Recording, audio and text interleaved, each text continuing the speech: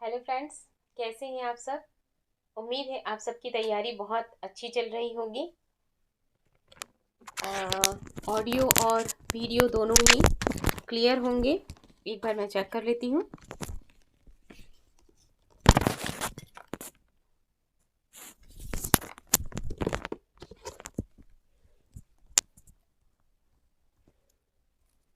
अब शायद आवाज़ आपको बेहतर सुनाई दे। उम्मीद है आप लोग वीडियो में देखने के बाद और एक बार पढ़ाई करने के बाद इसको एक बार फिर से रिवाइज़ करते होंगे। और अगर नहीं कर रहे हैं रिवाइज़ तो ये बहुत ही गलत बात है। आप लोग साथ साथ में रिवाइज़ करते जाइए ताकि आपकी तैयारी बहुत अच्छी तरीके से हो जाए। तो आज से हम भारत के इतिहास के अंतर्गत खिलजी वंश को देखेंगे, जो कि मध्यकालीन भारत के अंतर्गत आता है। तो आइए शुरू करते हैं। रोज़ की तरह आज भी हम सबसे पहले अपने नोट्स को पढ़ेंगे और उसके बाद फिर हम जो इससे रिलेटेड एमसीक्यूज़ हैं उसको सॉल्व करेंगे। तो आप नोट्स को बहुत अच्छे तरीके से सुनिएगा ताकि आपसे एमसीक्यूज़ अच्छे तरीके से सॉल्व हो सकें। तो आइए करते हैं शुरू। जलालुद्दीन खिलजी ने 1290 ईस्वी में खिलजी वंश की स्थापना की थी। इसने अपना राज्याभिषेक 1290 ईस्वी में कैकुबा द्वारा बनवाए गए अपूर्ण किलोखरी या किलोगढ़ी के महल में करवाया था। Doctor A.R. श्रीवास्तव के अनुसार जलालुद्दीन खिलजी दिल्ली का प्रथम तुर्की सुल्तान था, जिसने उदार निरंकुशवाद के आदर्श को अपने सामने रखा। जलालुद्दीन जब दिल्ली का सुल्तान बना तब उसने अलाउद्दीन को अमीर-ए-तुजुक का पद दिया तथा अपनी पुत्री का विवाह अलाउद्दीन से किया। मलिक छज्जू के विद्रोह को दबाने में महत्वपूर्ण भूमिका के कारण अलाउद्दीन खिलजी को कड़ा मानिकपुर की सूबेदारी प्राप्त हुई। अलाउद्दीन पहला सुल्तान था जिसने धर्म पर राज्य का नियंत्रण स्थापित किया। उसने अपने आप को यामीन उल खिलाफत नासिर अमीर उल मुमनीन बताया। वह उलेमा वर्ग के प्रभाव से मुक्त रहा। अलाउद्दीन खिलजी एक महत्वाकांक्षी सुल्तान था। उसने सिकंदर द्वितीय सानी की उपाधि धारण की और उसने अपने सिक्कों पर अंकित करवाया। अलाउद्दीन का प्रसिद्ध सेनापति जफर खां मंगोलों के विरुद्ध लड़ता हुआ मारा गया, जो अपने समय का श्रेष्ठ और साहसी सेनापति था। पद्मिनी राणा रतन सिंह की पत्नी थी।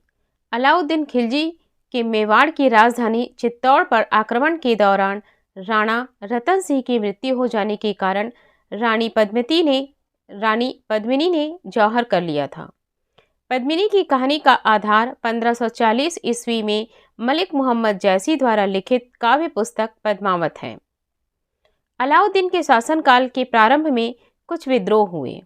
इन विद्रोह के कारणों पर विचार करके अलाउद्दीन खिलजी ने इसे ज़्यादा समाप्त करने के लिए 4 अध्यादेश जारी किए। पहले अध्यादेश के द्वारा उपहार, पेंशन, दान में प्राप्त भूमि आदि व्यक्तियों से वापस ले ली गई। उसके बाद सरकारी अधिकारियों को सभी व्यक्तियों से अधिकाधिक कर लेने के आदेश दिए गए। दूसरे अध्यादेश के अनुसार गुप्तचर विभाग का संगठन किया गया। तीसरे अध्यादेश के अनुसार मादक द्रव्यों, शराब, भांग आदि का प्रयोग तथा जुआ खेलने पर रोक लगा दी गई। चौथे अध्यादेश द्वारा सरदारों एवं अमीरों की दावतों, विवाह संबंधों पर प्रतिबंध लगा दिया गया। अलाउद्दीन के आक्रमण के समय देवगिरी का शासक रामचंद्र देव था।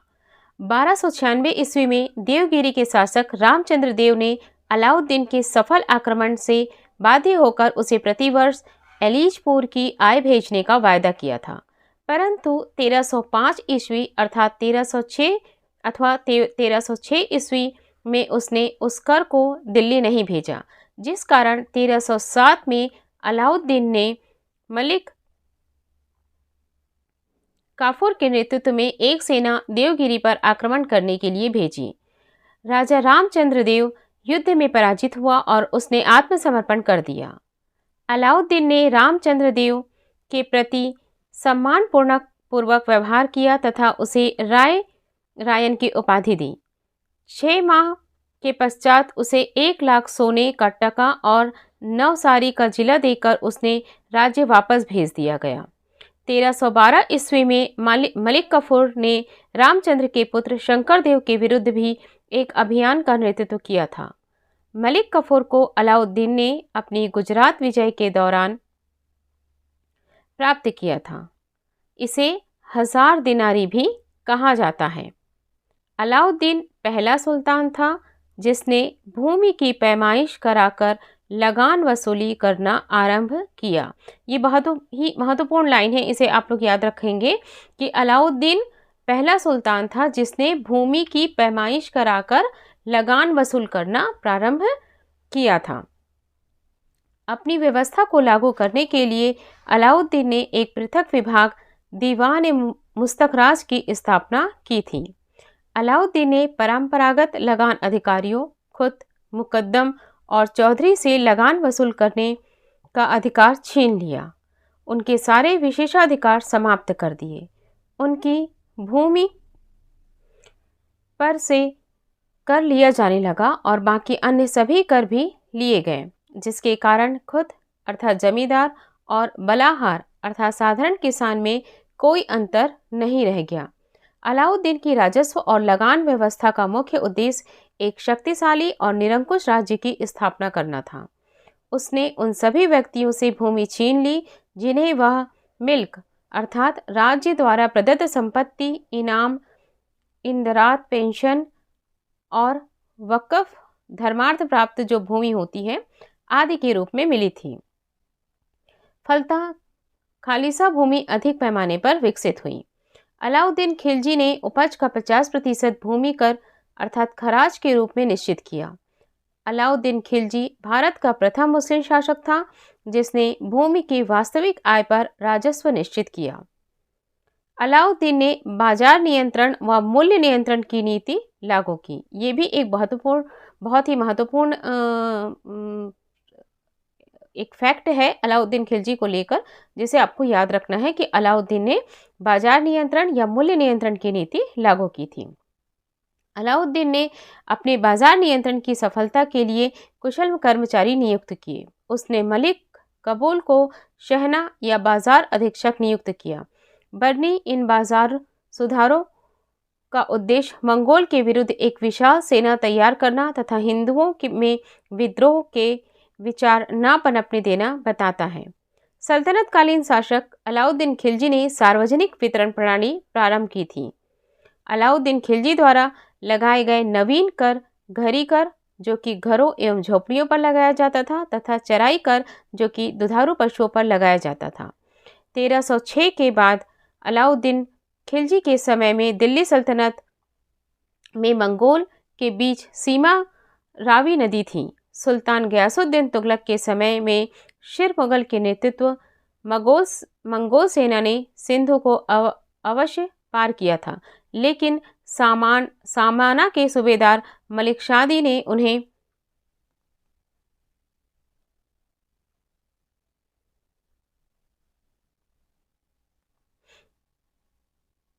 उन्हें हरा दिया था। मुबारक खिलजी ने स्वयं को खलीफा घोषित किया तथा उल इमाम, खिलाफत उल्लाह आदि उपाधियां धारण की, जिनके वह सर्वथा अयोग्य था। नासिरुद्दीन खुसरवाह 15 अप्रैल से 7 सितंबर 1320 हिंदू से परिवर्तित मुसलमान था। इसने अपने नाम का खुतबा पढ़वाया तथा पैगंबर का सेनापति की उपाधि ग्रहण की। इसके विरोधियों ने इसे इस्लाम का शत्रु और इस्लाम खतरे में है का नारा दिया। उम्मीद है आपने नोट्स को बहुत अच्छी तरीके से सुना होगा और अब हम इससे संबंधित जो प्रश्न है उसको हल करते हैं। तो आइए चलते हैं प्रश्न 1 की ओर।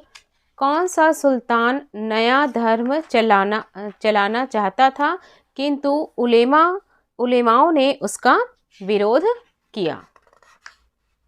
बताइए इसका आंसर। बहुत ही आसान सा उत्तर है, अभी हमने नोट्स में पढ़ा था। इसका सही उत्तर है उत्तर बी, अलाउद्दीन।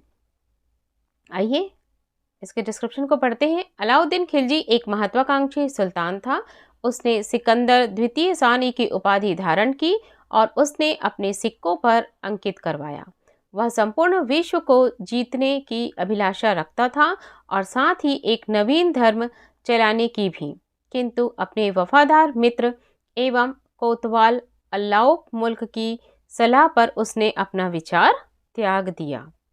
अगले प्रश्न की ओर चलते हैं। प्रश्न 2, दिल्ली के किस सुल्तान ने सिकंदर सानी की मानोपाधि धारण की थी? बहुत ही आसान सा उत्तर है, अभी हमने अपनी व्याख्या में पढ़ा था। इसका सही उत्तर है अलाउद्दीन खिलजी। प्रश्न 3 की ओर चलते हैं। अलाउद्दीन खिलजी के प्रसिद्ध सेनापतियों में किसकी मंगोलों के विरुद्ध लड़ते हुए मृत्यु हुई?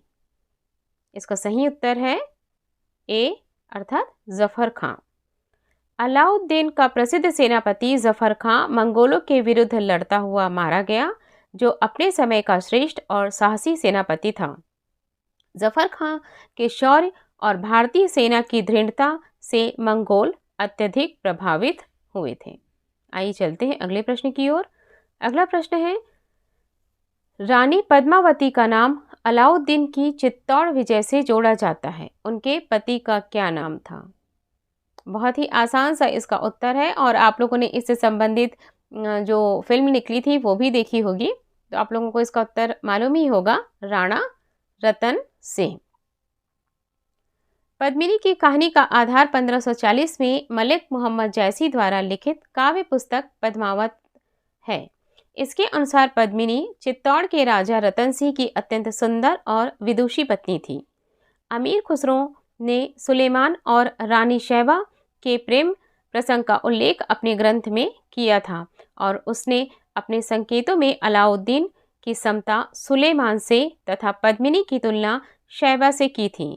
संभवतः इसी को आधार मानकर मलिक मोहम्मद जैसी ने पद्मावत की रचना की और राणा रतन सिंह की रानी पद्मिनी की कहानी बनी। आइए चलते हैं अगले प्रश्न की ओर, जो कि कथन और कारण वाला है। कथन ए, अलाउद्दीन के दक्षिणी अभियान धन प्राप्ति के अभियान थे।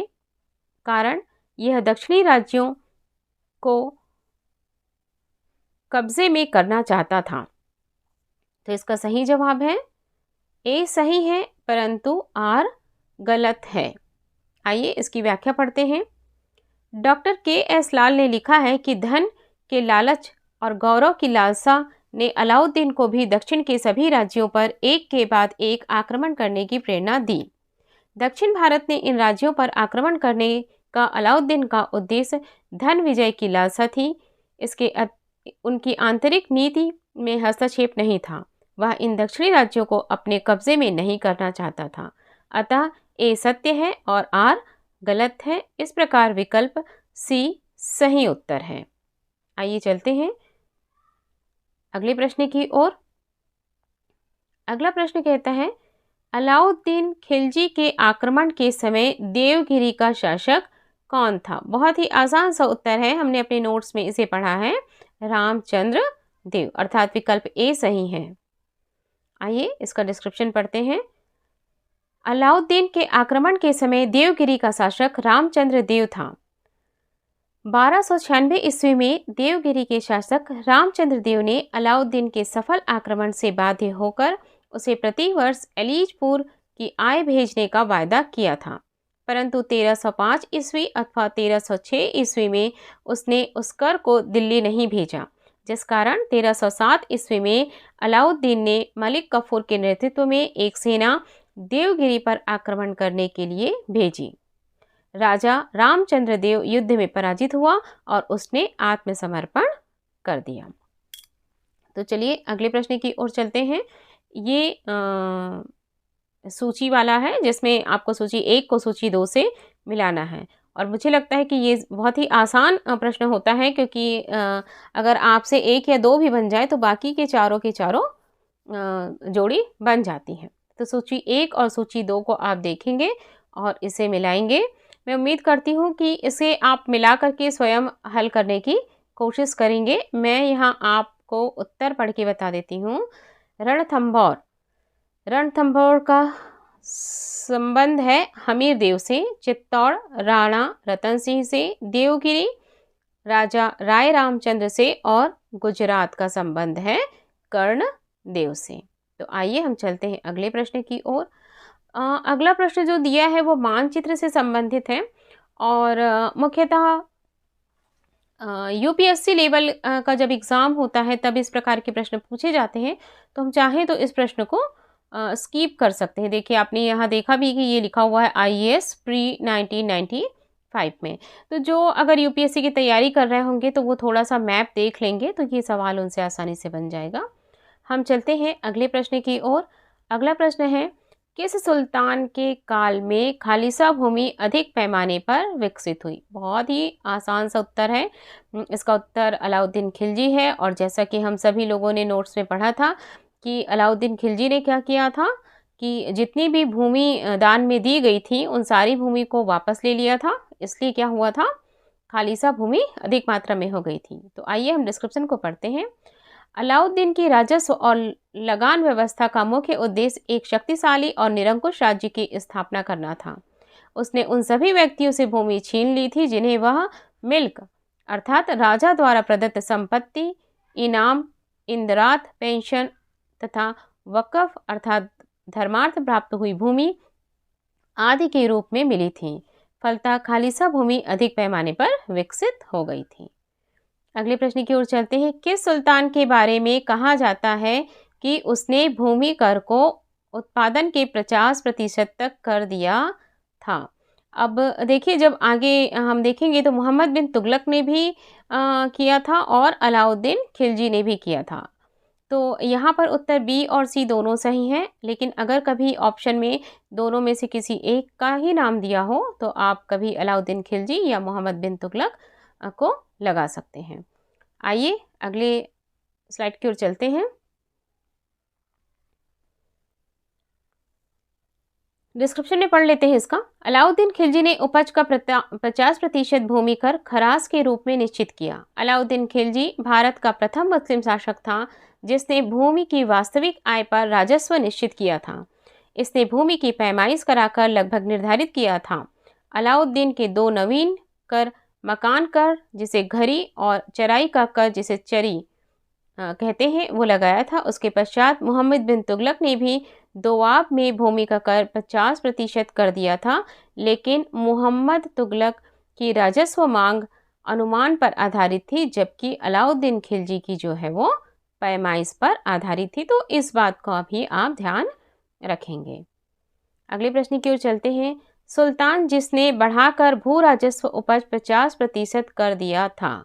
अब इसमें देखिए यहाँ पर भी दोनों का नाम दे दिया गया है, मोहम्मद बिन तुगलक और अलाउद्दीन खिलजी, तो दोनों ही सही हैं। आगे हम देखेंगे प्रश्न 12। किस सुल्तान ने जमीन में फसल की नपाई का आधा राजस्व के रूप में दिया था? तो इसमें देखिए, इसमें नपाई का आधा बोला है, स्पष्ट कर दिया है, इसलिए इसका सही उत्तर होगा अलाउद्दीन खिलजी। सुल्तान अलाउद्दीन खिलजी ने भू राजस्व व्यवस्था के पुनर्गठन में विशेष रुचि ली। उसने उपज का आधा भाग राजस्व के रूप में वसूलना आरंभ किया। वह दिल्ली सल्तनत का प्रथम सुल्तान था जिसने पैमाइश और प्रति बिस्वा उपज के आधार पर भू राजस्व को निर्धारित करने की नीति अपनाई। सुल्तान मोहम्मद बिन तुगलक ने केवल दोआब के अनुमान के आधार पर उपज का आधा भाग राजस्व के रूप में वसूलने का आदेश दिया था।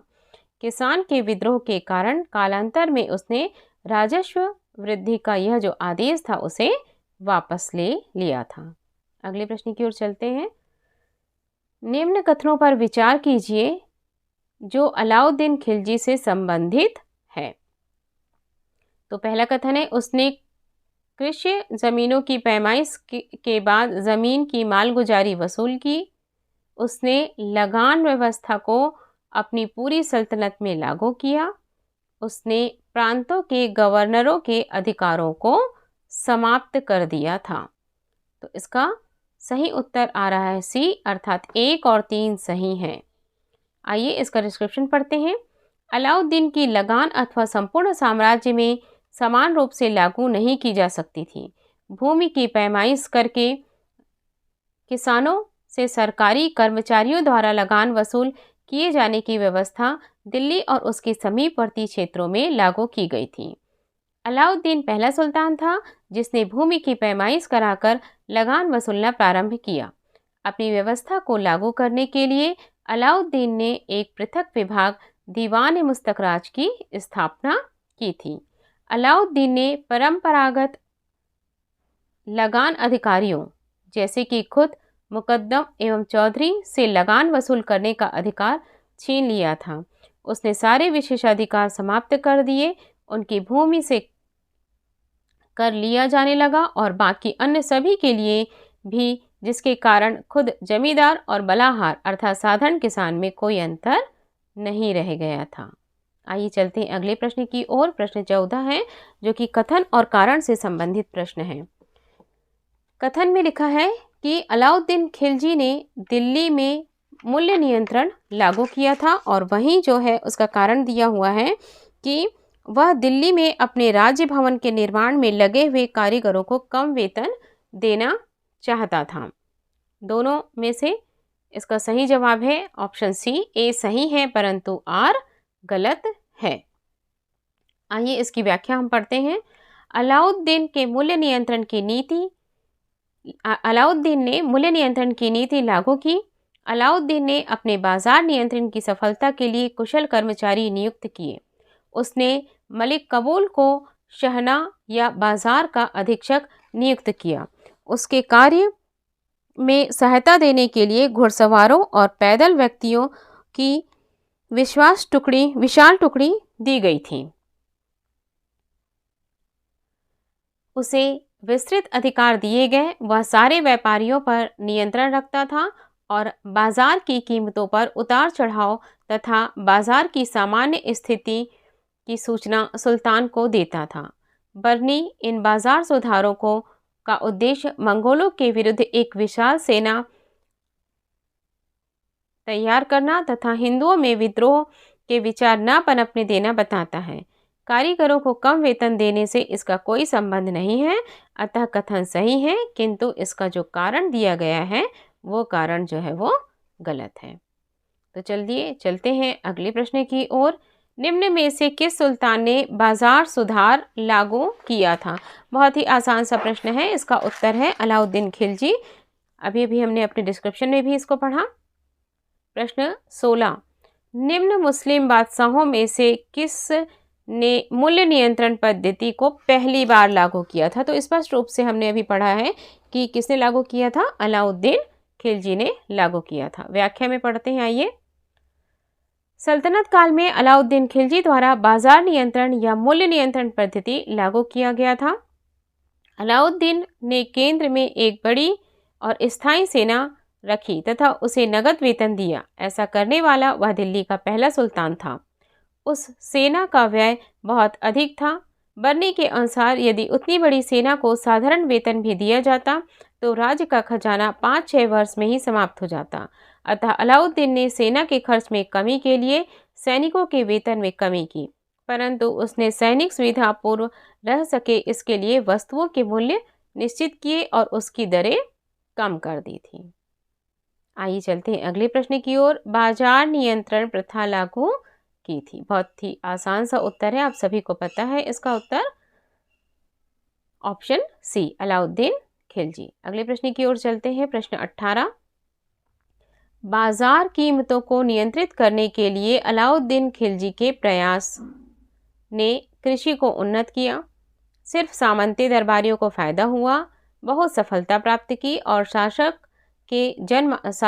को जनमानस से दूर किया? बिल्कुल भी नहीं। इसका सही उत्तर है इस व्यवस्था ने बहुत अधिक जो है वो सफलता प्राप्त की। आइए चलते हैं इसके डिस्क्रिप्शन की ओर। अलाउद्दीन का आर्थिक सुधार एक बड़ी सेना का भरण पोषण, कालाबाजारी को रोकना और विद्रोहों पर अंकुश लगाने के लिए था। इन सभी के लिए सुल्तान ने बाजार में मूल्य नियंत्रण के लिए कई नियम और प्रमुख अधिकारियों की नियुक्ति की थी। उसने मलिक कबुल